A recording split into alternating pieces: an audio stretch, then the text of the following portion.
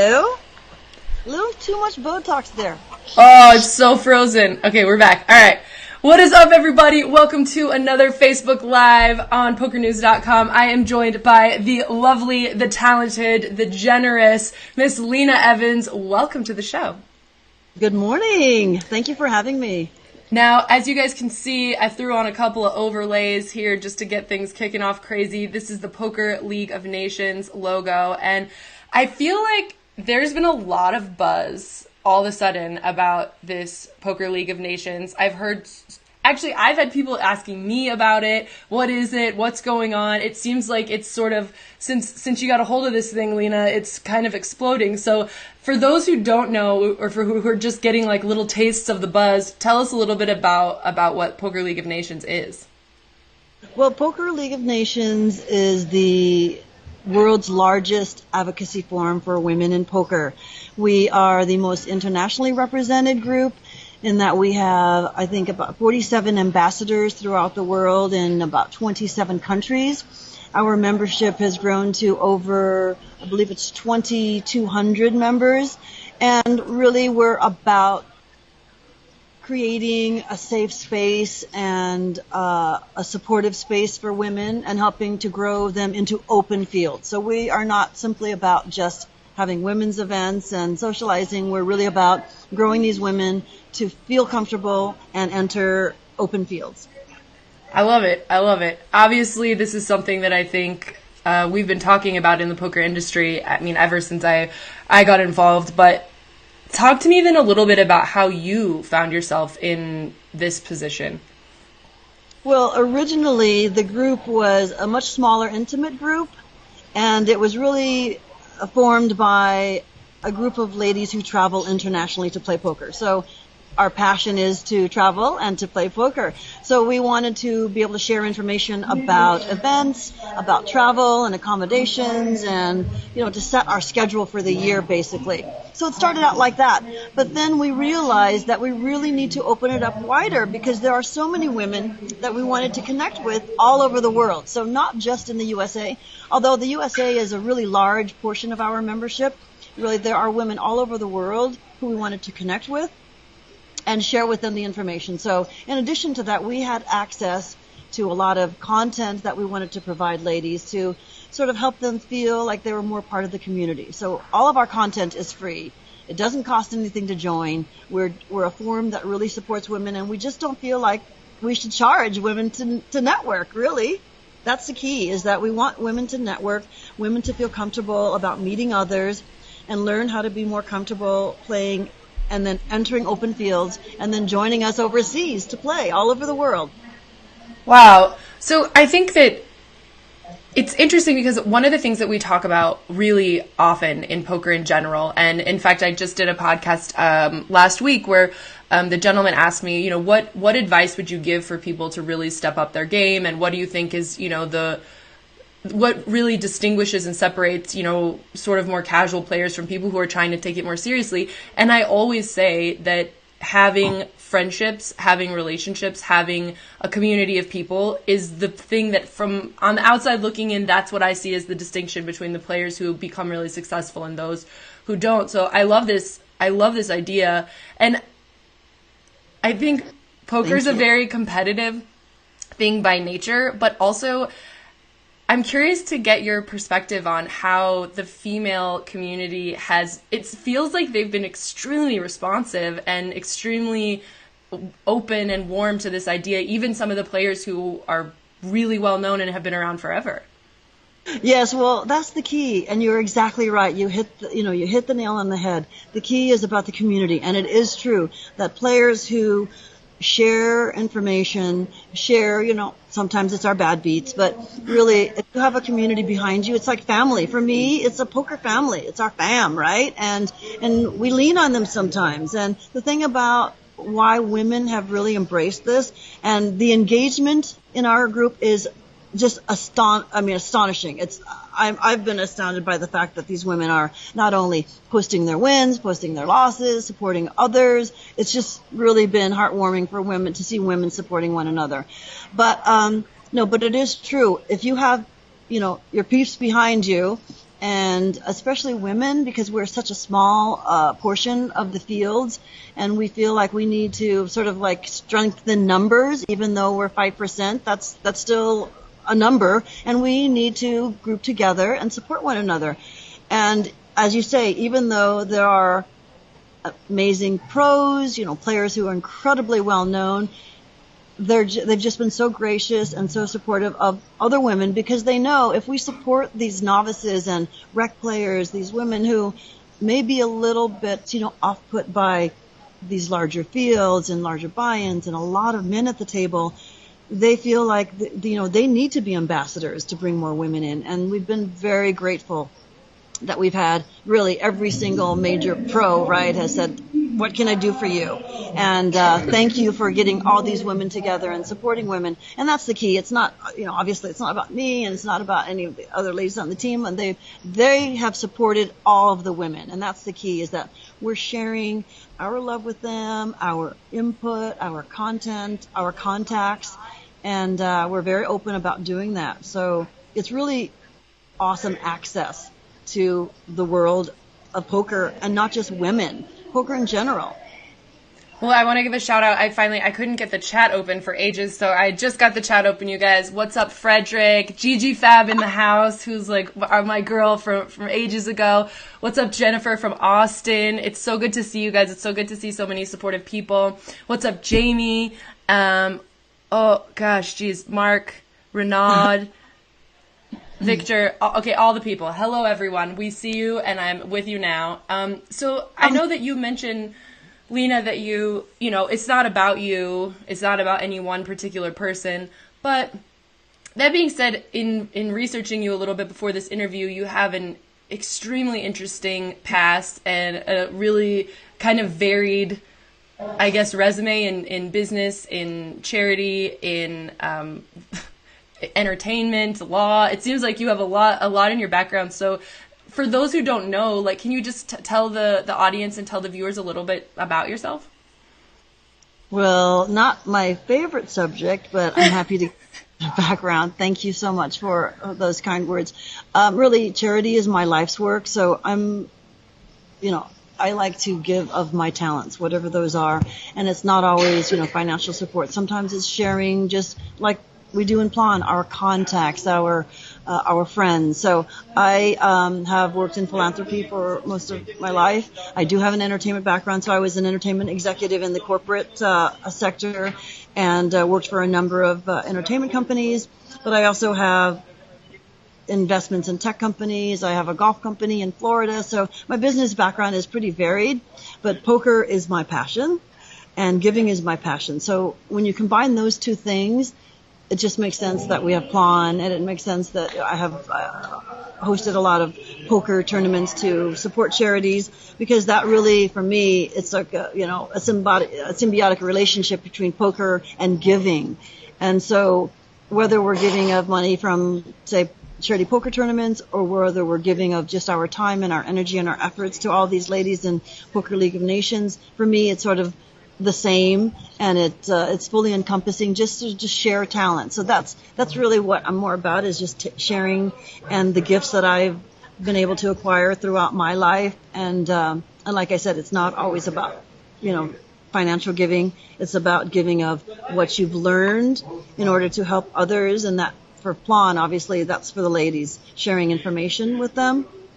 But yeah, so I just have a general business background, philanthropy, and poker is my passion. So I started a number of organizations and businesses poker related, basically because you stick with your passion. And if you stick with your passions, you will succeed. And that's just case in point right there. Look at Poker League of Nations. So my passion is poker, passion of giving. And these ladies know that. They know that we're being generous with our time. Our team literally serves these women 24/7. My co-founder, Maureen Blochlinger, lives in Switzerland. So when I go to sleep, typically like at 3 or 4 in the morning, she's just waking up in Switzerland. So it's like literally 24/7 we're giving to these ladies. And it takes a lot of effort and work to support 2,100 women. But we do it, and in a loving way and a caring way, because we want them to feel supported. And like I said, it's not about my time. And if I have to stay up 3 more hours to reconcile our last longer, or to, make sure that our main event satellite is organized, I'm going to do that because it's a reflection of me. And that's important, that we always maintain a very high quality level, and not an exclusivity, but I think just a quality level, because I feel like I want to reflect my personality, and we just want to just maintain a certain level of quality in content, in events, and our ambassadors, as you know, they are just the top level players and money earners. But ambassadors are not just always about the people who win the most. Ambassadors are also about women who are supportive of the community and embrace others and help them. So really, we have like a really wide swath of talent, and that's the key. Is we're bringing in from the highest level player to the rec player, and everyone feels comfortable. And for me, that feels really good, because we want new players. We want young players especially. We're really wanting to reach out to the 18 to 28 range. Well, in some places you can't play till you're 21. So let's say the 18 or 21 to 28 range, because we need younger players. And that's the future of women in poker.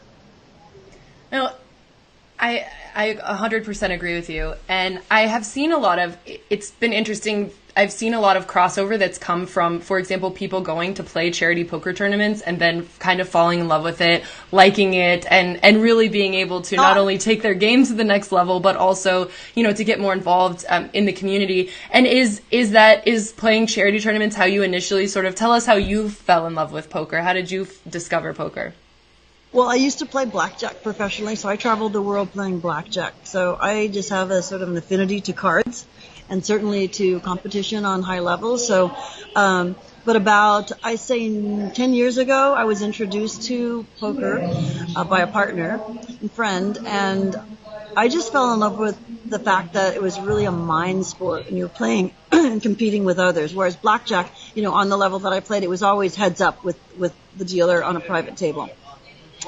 And I loved the fact that poker is very social. I mean, we're all competing and we all want each other's chips. And as we always say, there are no friends at a poker table, but it is really social. And that's, I think, also the key to Poker League of Nations being successful, because we're also supporting each other on a social level.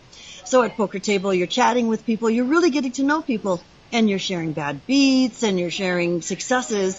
And so I fell in love with the social aspect as well, because my background includes a lot of sort of, high-level business and philanthropy, and a lot of times those groups are, they're very inaccessible.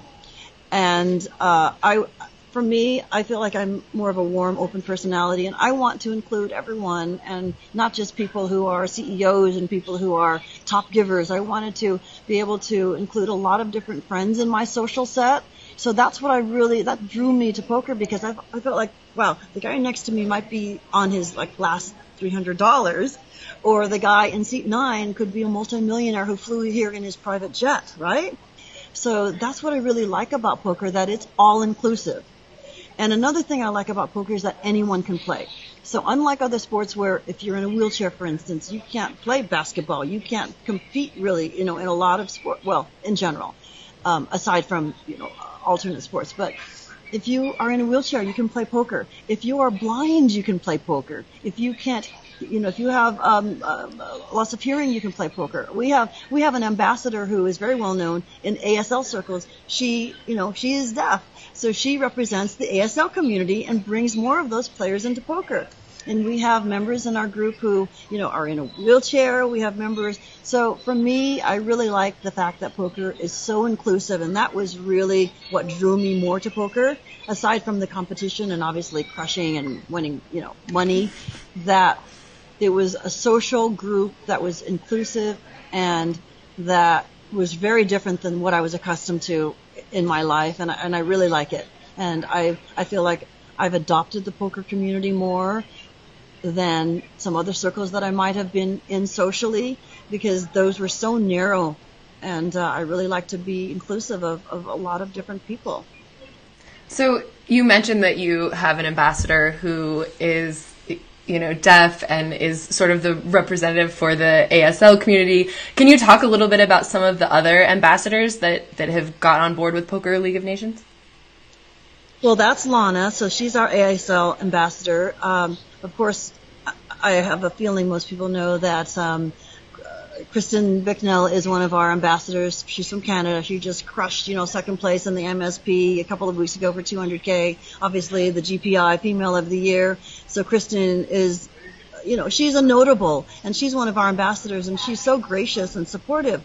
And we have Ana Marquez, who was the high roller champion 888. She's our Spain ambassador, and just a lovely young lady. She actually represented PLON on final table. So she had the PLON patch on. Hopefully you saw that. She was final table in the 3K 6 max here at WSOP. So she was in the Thunderdome with a PLON patch on, playing with, 5 other guys representing Poker League of Nations. And we absolutely adore her for doing that. So you probably noticed a lot of PLON patches, a lot of PLON jerseys around showing support.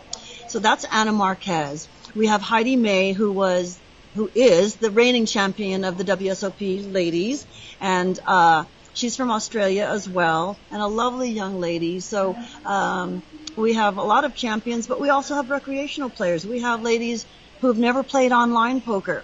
So we've introduced them to playing online because we feel like that's an area that anyone can play, and we can grow their confidence while they're in their own home.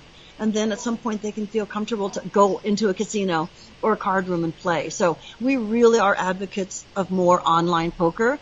And so we have a free roll for Poker League of Nations online, then they can play every Sunday. But so I mentioned Kristen, Anna, Lana. Who else are our other notables? But I have the worst memory, so sorry, lady. It's like when you make your speech to win your award and you forgot your notes and you forgot to thank your mom and your wife. And those are a few of our, our real notables. And I'll come up with ours. Sorry, ladies, who I didn't mention. No, it's fine. That's amazing. And it's the point being, Sarah, that we have from the top level all the way down to rec players and ladies who have never actually gone into a casino or a poker room. They've only played like at home with, and that's the other thing I wanted to mention, the fact that, I feel like a barrier for we ladies is that young girls aren't taught about card games. Young girls are taught to do ballet and, nothing against ballet because I love ballet, but, boys are taught to play card games by their dads, and you have guys' night to play poker, but we want to encourage more women to have their women's nights and poker nights and teach your daughters to play poker. Please teach your daughters to play poker because that gives them the confidence, and it for me, it helps me to, really keep thinking and not, just be complacent, but just keep your brain going. And I think for girls, that's important. I mean, keep your body fit, but keep your mind active and learn poker and learn strategy, because that comes into play and it's really important throughout life. The strategy of who you're playing and how what your stack size is and what your bet sizing is. I think that's all about strategy, right? And strategy can be a huge part of life in general. But, so let's teach some younger girls to play. Amen, sister. Amen. I'm all about it. And I think poker has so much to offer for, strategy, for psychology, for, I think for sure learning poker can make you a better person. And I agree. We need to get all of the women into the game. Come on in, girls. The water's warm. It feels great. But let's talk a little bit about, I think one of the things that I really like about this concept is, when I was on the podcast last week on Rec Poker Podcast, and he said, okay, it's easy to say that, you should have more friends in poker and that will make you better. But he's like, but it's actually really hard to just make friends. And especially if you're not always traveling the circuit and you don't have all the money.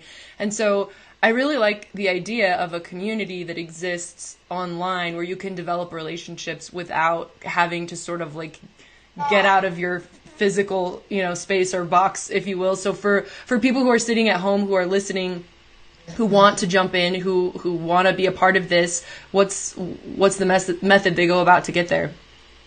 Yeah, thank you for asking that. And I feel strongly about that too, because there are women who we've never met and they aren't able to travel or come to WSOP or travel to, Rozadov, in Czech Republic to play at games, or anywhere for that matter. So they're staying within their homes. And what's great about Poker League of Nations is we're encouraging and empowering women to organize poker in their communities. So if you live in a city where there aren't that many women, we're going to support you to get all your girls together. We're going to help you promote and market to get more friends to play, and we're going to send prizes. So that's really the key for Poker League of Nations, is we are empowering more women to play by being on the ground with all of these ambassadors throughout the country and the world to organize.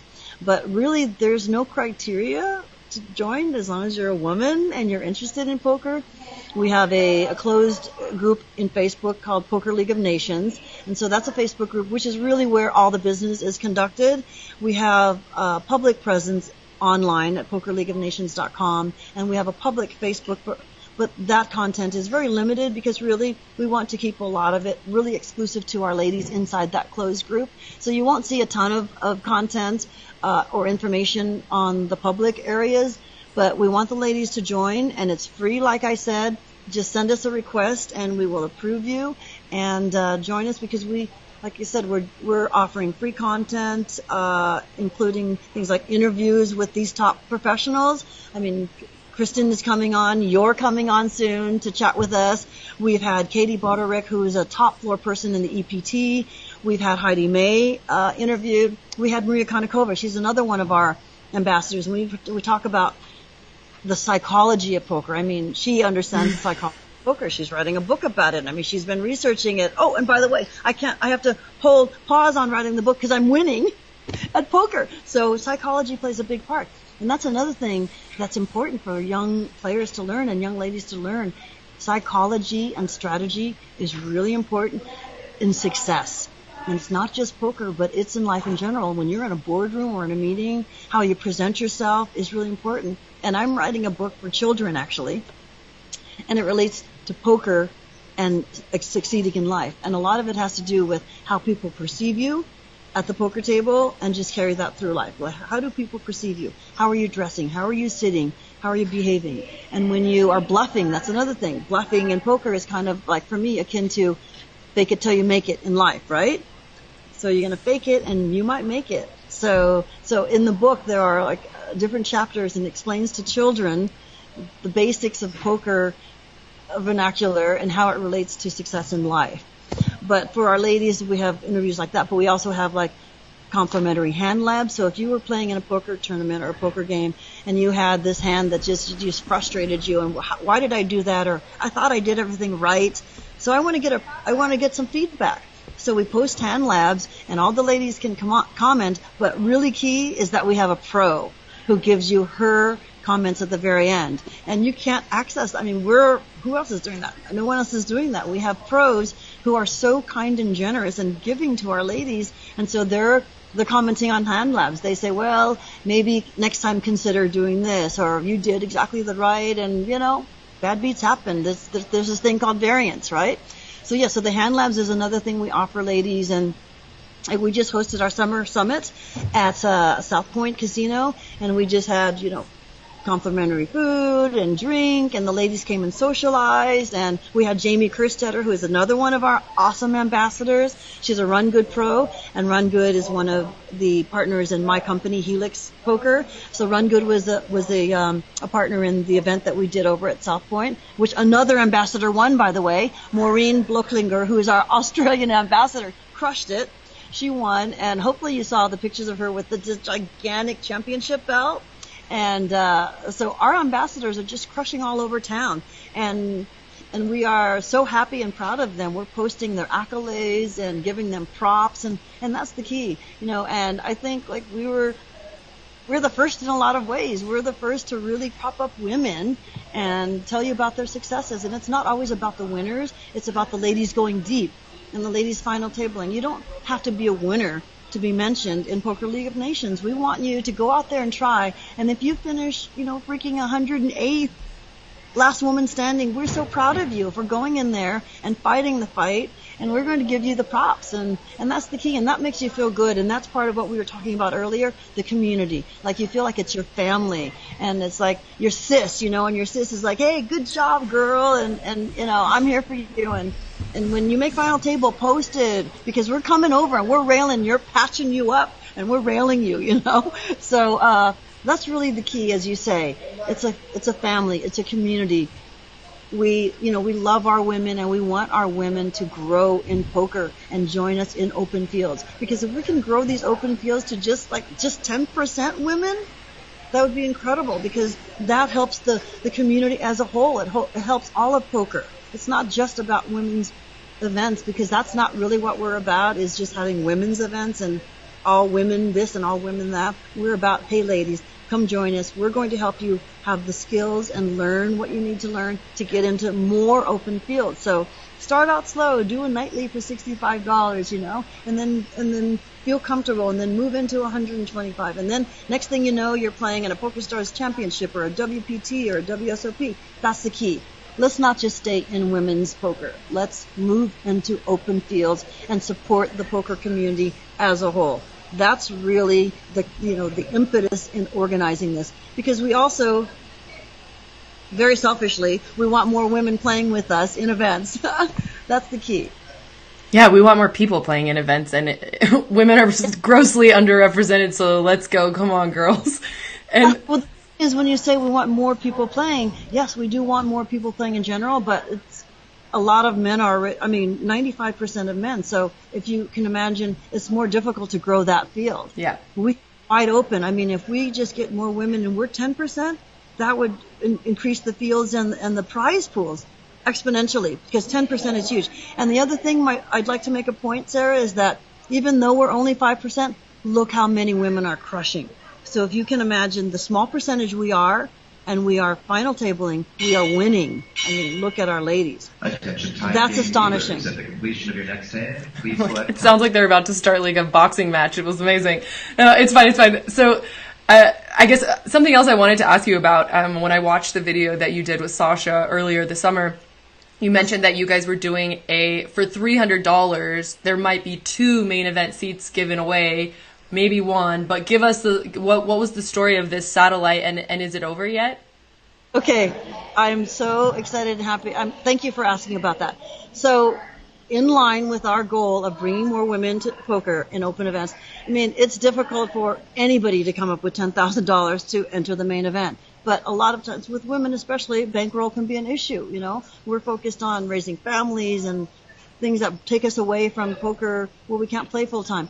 So we wanted to offer the opportunity to at least 2 women, and we achieved that. So what we did was we organized main event satellites. It was $300 to enter, and we had fields of 40. So we had 2 satellites of 40 ladies, and we do have 2 runners in the main event. And I don't know how it happened, but I won the first one. Stop! So, okay.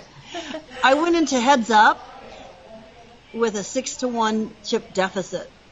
And Stop. The poker gods were just with me. Sadly, Stephanie went sadly for her, she went card dead, and happily for me, I won. So I won the first one. So I will represent the ladies, and Prissy won our second one. Prissy Grayor won our second one. So we have 2 ladies running into the WSOP main event.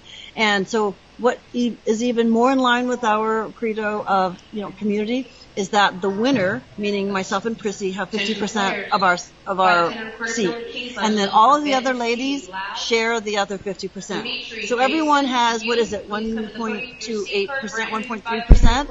So we all. Oh my gosh! If you guys ship the main, like all the women are coming into poker. There's going to be a sea of red, because all of our red jerseys and our patches. Yeah. So that was the key, is that we wanted to build the community, and ladies, you are now, okay, you didn't win, but you are now an investor in the main event. If our girl shifts it, you can make a couple $100,000, right? I mean, the winner gets 50%. Let's just say it's $8 million, right? $4 million, and then you get a portion of $4 million. So got to be 150, 200,000. So that's the key, is not one person just won it. Our girls are with us. 39 other girls in each group, so we've got 80 ladies. We'll be there railing. You've got the PLON community behind you. So that really is the key behind, I think, the warmth and the acceptance is that we want to include more ladies. So sometimes it's just like, okay, we're going to have a satellite one winner. Okay, great. But we got 40 times 2, so we got 80 ladies investing in the WSOP main event. And I love that sweat. I love it for everyone.